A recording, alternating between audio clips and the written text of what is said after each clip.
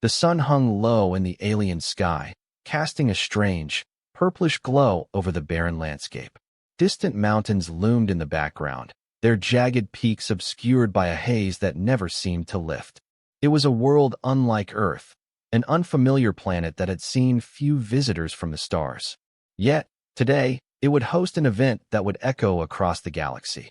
The first ever class on human warfare, taught by Deathworlders themselves. The aliens, most of whom had never even seen a human in the flesh, were about to learn firsthand just how terrifying humanity could be. At the front of the classroom stood Captain Rhea Salas, her posture rigid and her expression steely. The Deathworlders had a reputation for being able to survive the deadliest environments imaginable, and as the representative of Earth's military prowess, she was not about to let this opportunity slip by. Her uniform was adorned with various insignia, and the polished rifle slung over her shoulder was a subtle reminder of what they could do when pressed.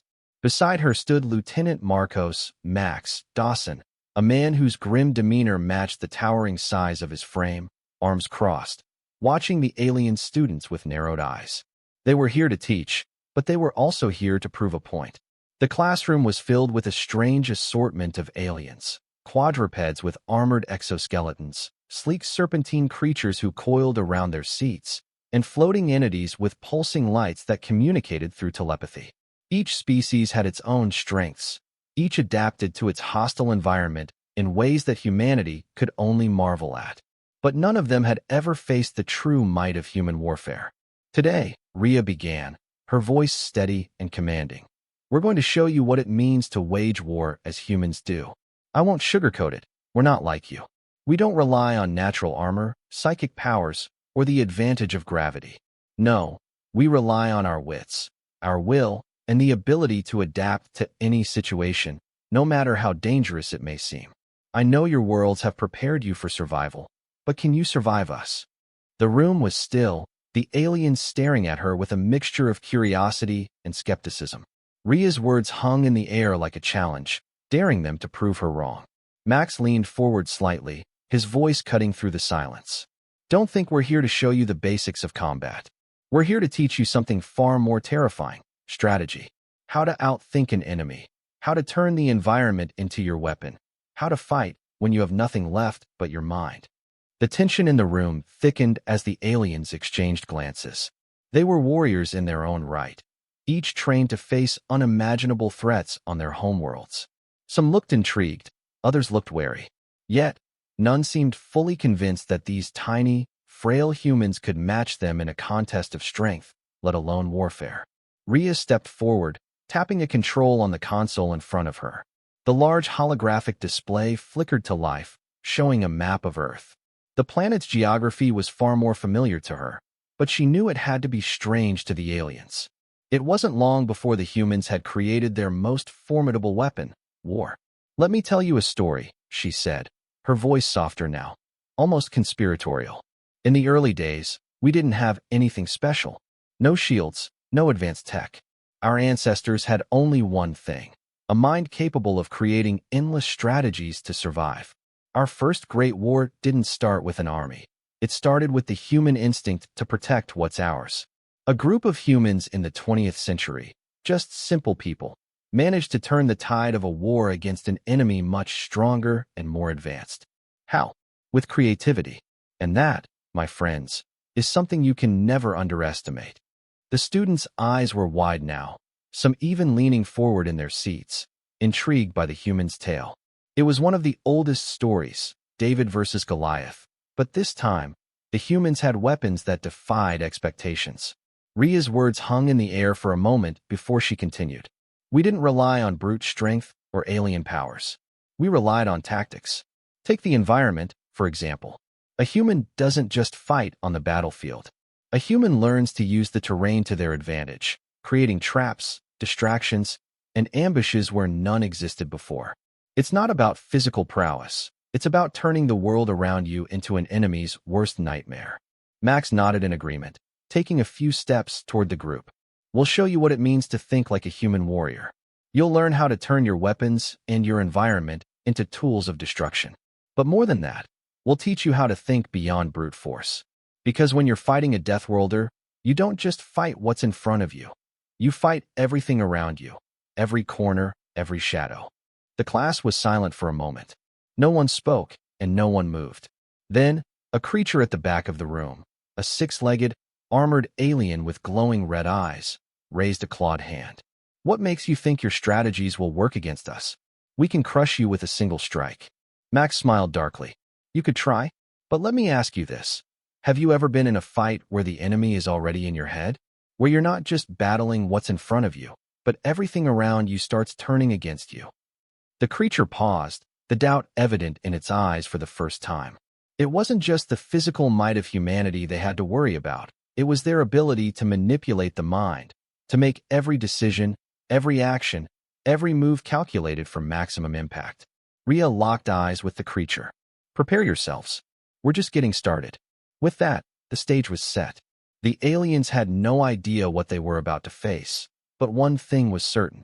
Humanity's methods were unlike anything they had ever encountered. The room buzzed with nervous energy as the class shifted into its next phase. The aliens sat upright, their eyes glinting with curiosity and doubt as they adjusted to the weight of Rhea's challenge. Max stood at the side, arms crossed, studying the group. The air was thick with anticipation, but there was no going back now. Rhea's words had planted a seed, but it was time to see if they could handle the storm humanity was about to unleash. Today, Rhea began, voice steady and commanding. You'll see firsthand what happens when you underestimate human ingenuity. She gestured toward the large training area beyond the classroom, a vast, sterile space filled with simulations of various Earth environments. You've trained for combat. You've survived hostile planets. But can you outwit an enemy who doesn't fight fair? The first demonstration was simple enough.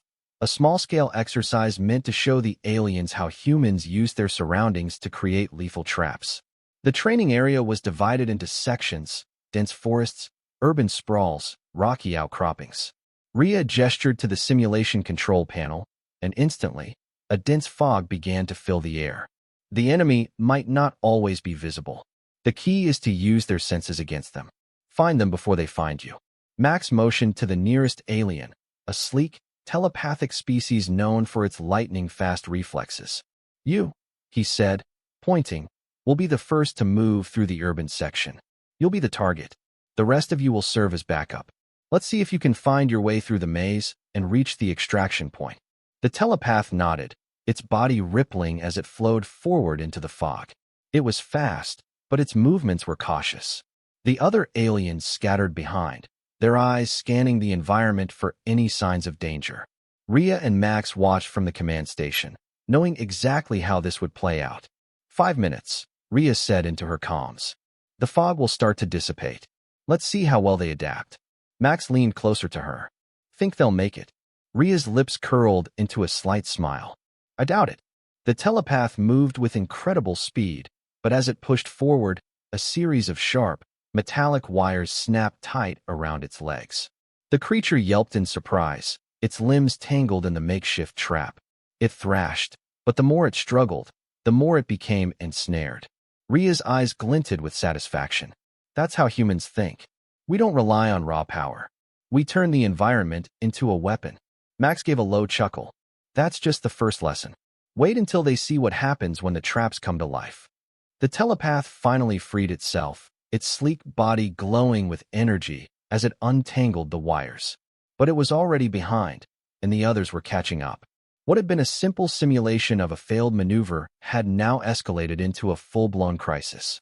One of the aliens, a heavily armored, quadrupedal species, charged forward to rescue its fallen comrade. But the urban environment had its own surprises in store. As the creature charged, the ground beneath it cracked open, revealing a deep pit filled with spikes and jagged rocks. The quadruped hesitated for a fraction of a second before it tried to leap over, but it miscalculated. The pit swallowed it whole, its massive body crashing into the spikes with a bone-rattling thud. The room went silent for a moment, the sound of the alien's impact still echoing through the simulation chamber. The remaining students, their faces a mix of shock and disbelief, stared at the screen. This wasn't just a training exercise. It was a harsh reminder of the unpredictable nature of human warfare. Rhea turned to them. What did you learn from this? She asked. The telepath, now standing in front of the pit, gave an uneasy twitch. It communicated telepathically, the words filling the minds of the class. We've underestimated your methods, it admitted. You don't just fight with your body. You fight with everything around you. Exactly, Rhea replied. In human warfare, there's no safe place. Every corner is a potential threat. Every advantage can be used against you. The only thing that matters is how quickly you can adapt to the chaos. Max stepped forward now, his voice booming. Adaptation is survival. And that's what makes us dangerous. Another alien, one with a thin, reptilian body and glowing blue eyes, spoke up. But what happens when we adapt? Can we not counter your methods with our own? Rhea smiled tightly. That's the beauty of it. When we adapt, we change the game. When you adapt, you're still playing the same game. But we'll be 5 steps ahead of you. The class was beginning to see the truth in her words. Each alien had faced a test, and each one had faltered. They were warriors of their own worlds, but they hadn't yet experienced the mental warfare that humans thrived on. Humanity didn't need to be physically superior to conquer. It just needed to be smarter, more creative, and more relentless than the enemy. Max gave a short nod. Now, let's move to the next lesson, sabotage. The mood shifted instantly. The term seemed so simple, but it carried a weight that none of the aliens had fully grasped. In their world, sabotage was a tactic reserved for the weak. They believed in overwhelming force, strength, firepower, and sheer aggression. But humans? Humans found ways to break even the most powerful enemies without a single shot being fired. And that was the true essence of human warfare. It wasn't about winning in the conventional sense. It was about making your enemy wish they had never crossed you. The simulation room hummed with an eerie silence, broken only by the soft beeping of equipment as the next phase began. The aliens sat rigidly, still processing the shocking failures they had faced in the first round. The heavy scent of burned metal and the faint metallic taste in the air lingered as a reminder of the traps that had incapacitated them. Rhea's eyes scanned the room, her gaze unwavering. She could see the doubt in their faces, the creeping uncertainty. It wasn't enough to simply outsmart them. They needed to feel the full weight of humanity's resilience. Ready for round 2? Max's voice cut through the silence, the challenge in his tone clear. The class shifted uncomfortably. None of them were eager to dive into another round of humiliating failures. But they were warriors, and pride, even alien pride, demanded they face this head-on. Even the telepath, its sleek body still rippling from the earlier trap, stood a little straighter, its mental focus sharpened. Rhea flicked a switch on the console, and the room began to change again. The once sterile environment was replaced by a vast desert landscape under a blazing sun. The sand shifted like an ocean, its heat radiating off the ground, making the air shimmer. A dry wind swept through the barren terrain, kicking up clouds of dust. To the untrained eye, this would look like the perfect place to hide from an enemy. But Rhea knew better. We're going to test your endurance, she said, her voice sharp and cold. The human condition is defined by how far we can push our limits. We don't give up. We adapt. And we do it with everything we have. Max took a step forward. Your challenge is simple: survive the desert. But here's the catch. There's no real way out. There's no direct route to safety. You'll need to find water. You'll need to find shelter. You'll need to work together. And most importantly, you'll need to think on your feet. The class exchanged glances, each alien wondering what kind of trick they were about to face. They were used to surviving extreme environments, but Rhea's words held a deeper meaning. Humanity's survival had always been tied to ingenuity, resourcefulness, and the sheer will to endure, no matter how bleak the situation seemed. The telepath was the first to move. It darted forward, its body sleek and fast, instinctively trying to outrun the desert's harsh elements. The others followed suit, moving in different directions, each hoping to find the water or shelter that would ensure their survival. But Rhea had a different plan for them. Start the clock, Rhea ordered, and a soft beep echoed through the room, signaling the beginning of the test. Max tapped a button, and the desert environment began to shift.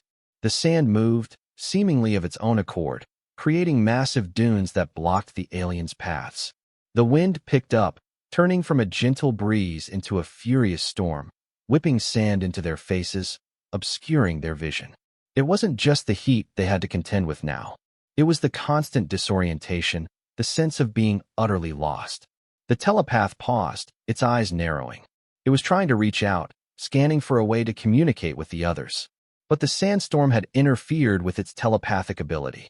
It couldn't sense its surroundings. It was blind in a way that it had never been before. Rhea smiled slightly, watching as the alien struggled. They had relied so heavily on their natural abilities, their powers, and their advanced senses. Now, those advantages meant nothing. They were just as vulnerable as the humans who had fought through similar deserts on their home planet. Think, think. Max muttered under his breath as he observed the class's confusion. They've got power, they've got skills, but this is where they're going to trip up. When all their advantages are nullified, will they be able to think like a human? It wasn't long before the first alien made a misstep. The heavily armored quadruped, once so confident, staggered in the storm. Its thick exoskeleton should have protected it, but it wasn't designed for extreme heat. The sandstorm was relentless, and it soon began to overheat. The creature slowed, panting, its movements becoming sluggish. The telepath, now desperate, tried to reach out to the other aliens, attempting to offer guidance, but the sandstorm blocked its telepathic signals. Panic began to set in. The realization hit. They were isolated in this harsh world, with no clear way of contacting each other or finding the resources they needed. One of the floating aliens, a strange spherical creature with transparent membranes, attempted to use its telekinetic powers to shield itself from the storm. But the wind was too strong, and the sand was too fine. Its attempts to manipulate the environment were futile. The hours stretched on, and the tension in the room was palpable. Rhea knew they would eventually find their way. But she also knew that they were being forced to confront something they had never truly experienced before. The concept of surviving through sheer willpower, with no external advantages. No armor. No enhanced senses. No psychic powers. Just the human drive to survive. Max glanced at the timer, his eyes narrowing. Let's see how long they last. As the time ticked away, the aliens began to falter. They had underestimated the human way of surviving. It wasn't about overpowering nature.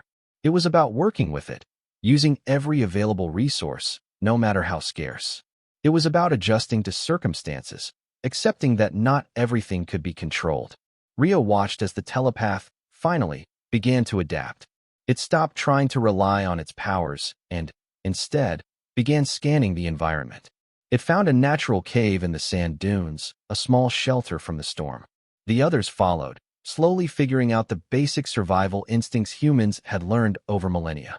They began working together, finding ways to conserve energy and locate the little pockets of moisture that could sustain them. Rhea nodded to Max, they're getting it. Max exhaled sharply, his eyes glued to the screen. Just wait. This is only the beginning. The simulation would end soon, but for the aliens, the lesson had already sunk in. They had underestimated the power of humanity's ability to endure, to outthink, and to survive against all odds. In this desert, they weren't just fighting the storm. They were fighting against themselves, and realizing that sometimes survival meant thinking beyond what they had always known. Max looked at Rhea, a grin playing on his lips. This is just the warm-up, right? Rhea's eyes sparkled with anticipation. Oh, we've only just begun. The storm had finally begun to subside, but the desert landscape still seemed endless, its oppressive heat clinging to the air. The aliens, exhausted but wiser, huddled in the cave they had managed to find, each one reflecting on the lessons learned in the merciless desert. They had found shelter, yes, but more importantly, they had begun to understand the human condition. It was not about overwhelming force or raw power. It was about ingenuity, patience, and the will to survive no matter the odds. Rhea observed them from the control room, her arms crossed as she waited for them to regroup. Max stood beside her, silently watching the scene unfold. He could see the change in their posture, the subtle shift from arrogance to respect. The aliens, once confident in their superiority, were now facing the harsh truth. Humanity was not to be underestimated. Rhea's voice broke the silence. It's time for the final phase. The ultimate test. Max turned toward her, a glint of excitement in his eyes. Ready for the real challenge. The final phase wasn't just about surviving anymore. It wasn't just about finding shelter or water. This test was designed to push the aliens to their limits. to force them to confront everything they had thought they knew about survival. It was a test of humanity's greatest strength, adaptability. The simulation room shifted once again, this time transforming into a dense jungle. The air was thick with moisture, the smell of damp earth and decay. The jungle seemed alive, the trees towering high above, their thick leaves blocking out most of the sunlight. The aliens blinked as they adjusted to the new environment, but they didn't have much time to recover. The ground beneath them trembled with the unmistakable sound of something large approaching. Max grinned. I think it's time we let them face what humanity has had to fight off for centuries: predators. The ground shook again, louder this time. Suddenly, massive creatures, covered in thick scales and with sharp claws and fangs, emerged from the jungle, their eyes glinting with hunger. The aliens froze. This was not part of their training. Their advanced senses and telepathic abilities had failed them once more. They could not predict what was coming next. The telepath's eyes widened in realization. This wasn't a test of skill or strength. It was a test of survival against an unknown predator, something they had never faced before. The aliens immediately began to scatter, using their abilities to try to gain the upper hand.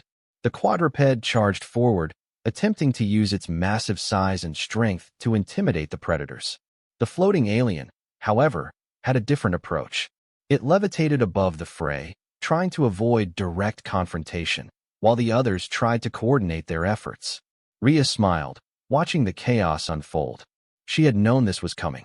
Max had suggested that they face off against the one thing that could truly level the playing field, something that was unpredictable and relentless. Humanity had always faced its challenges head-on, whether it was wild animals or hostile environments. The aliens were learning that their advanced powers didn't make them invincible.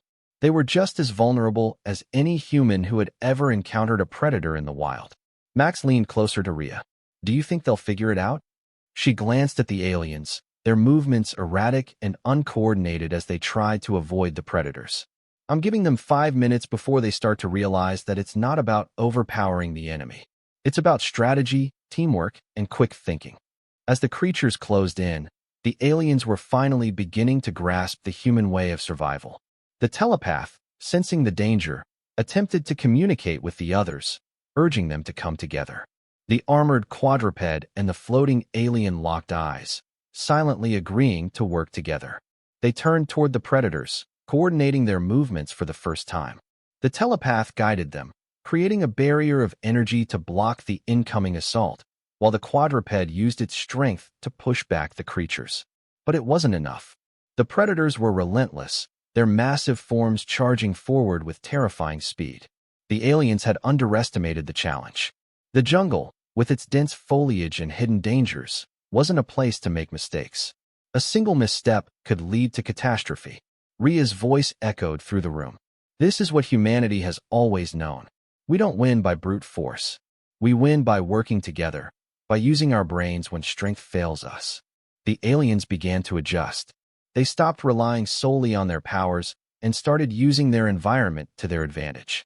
The floating alien used its telekinetic abilities to break branches off trees, creating makeshift barriers to slow down the predators. The quadruped used its body to shield the others, taking the brunt of the attacks. The telepath, coordinating the effort, guided the others toward higher ground, where they could evade the creature's attacks. For the first time in the simulation, the aliens began to look like they were truly fighting for their survival. They had learned the most valuable lesson of all, that survival wasn't about being the strongest or the most powerful. It was about adaptability, creativity, and the will to keep fighting, no matter how dire the situation seemed. The predators, sensing the shift in the aliens' tactics, began to retreat. They had underestimated their prey, and now they were faced with a united front. Rhea watched as the final predator fled into the jungle, vanishing into the dense foliage. The aliens stood still, panting, their bodies battered but unbroken. They had survived. Max exhaled sharply, turning to Rhea. They did it. They actually did it. Rhea nodded, her expression one of quiet satisfaction. They learned what they needed to. Humanity's greatest strength is our ability to adapt, to think, and to keep going, even when everything seems impossible. As the simulation ended, the desert and jungle faded away, replaced by the sterile walls of the training room. The aliens were no longer the arrogant beings they had once been. They were survivors, just like humanity had always been. They had learned the hard way, but they had learned nonetheless. Rhea turned to face the class, her eyes sweeping over them. Well done. You've passed the test. You've learned what it means to be human. The aliens, for the first time, stood in silence. And as Rhea watched them, she couldn't help but smile. They had come to understand humanity's greatest lesson. The real test had never been about surviving the harshest environments or outsmarting the enemy. It had always been about one thing: never giving up.